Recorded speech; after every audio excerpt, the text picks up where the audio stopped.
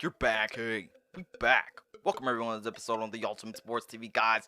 The Utah Jazz were on a long winning streak before falling in a loss to the Los Angeles Clippers, who had Kawhi, Paul George, Lou Williams in their full squad, and a win versus the Utah Jazz, guys. In this loss versus the Clippers for the Jazz, we saw a lot of things, but there is one big flaw that may come back to bite the Jazz in the playoffs that we all need to look at and put on notice and on the table for everyone to see, guys, before we start going all in on the Jazz. So, before I tell you that flaw, please make sure you subscribe to the Ultimate Sports TV, because if you aren't subscribed, you're missing out on so much, because this is the hot spot. You get lots and lots of hot from the Ultimate Sports TV spot with NBA and NFL content. So go ahead, hit that subscribe button and join the TOS TV squad for me. Then please like this video for me, share this video and YouTube channel, then comment down below if you saw the flaw that the Jazz had versus the Clippers, and if you think it will come back to bite them later in the playoffs, and if you think that the Jazz are a legit contender and a legit threat to the Clippers and the Lakers, all in the comment section down below.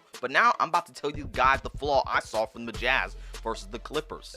Now, the reason this flaw is so important for me to point out about the Jazz is because it's versus a team like the Clippers, a team you want to prove yourself versus, and a team that you are going to see down the line in the playoffs to get to the Western Conference Finals or to get to the finals, and it's not a team you want to have a flaw versus down the stretch. Now, the flaw that I saw from the Jazz is that down the stretch in those make or break key moments in the fourth quarter, while the Clippers had Kawhi Leonard, Paul George, and Lou Williams making shots and plays for them on the offensive end, Donovan Mitchell was the only guy, and I mean only guy, on the offensive end for the Utah Jazz to create his own shot and actually knock down those shots, and the only guy willing to take those shots in those key clutch moments. And that is the problem for the Jazz, is that they do not have that second consistent shot creator in the clutch to show up versus those two-headed monsters like the Clippers, like the Lakers, like the Suns, like the Trailblazers, like the Nuggets. It's the reason they cannot get over the hump, because they do not have that second shot creator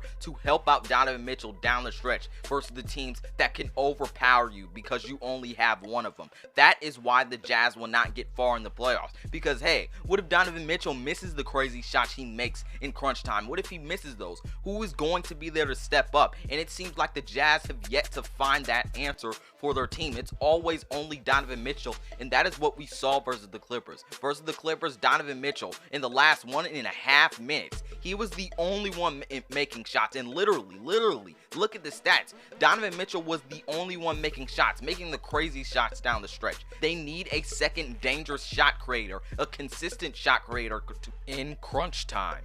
And what's scary about it is that the Jazz have yet to find that player, and in the playoffs, when the moments get bigger and players start to shrink, it is not going to get any better for their team. It's a large reason why they were not able to hold on to the 3-1 lead in the playoffs last year that they had in the NBA bubble versus the Nuggets, because when Donovan Mitchell and Jamal Murray were dueling in crunch time and they were making shots back and forth, then here comes Jokic for the Nuggets. He was making shots along with Jamal Murray, and as soon as Donovan Mitchell missed a shot and no one on the Jazz was there to show up, the Nuggets took advantage of that because they had two shot creators in crunch time on the other side of the ball. And that is why the Jazz could not, hold on to their series lead, because they could not hang on to it for an entire series because they didn't have the guys to match that up with. And it's the same story this year. When we look at this Jazz offense and in crunch time, the only guy I really see coming close, just at least to what Donovan Mitchell does in crunch time, is Bogdanovich. He can make some big shots, and he has made some big shots. But the only flaw with him is that he's either on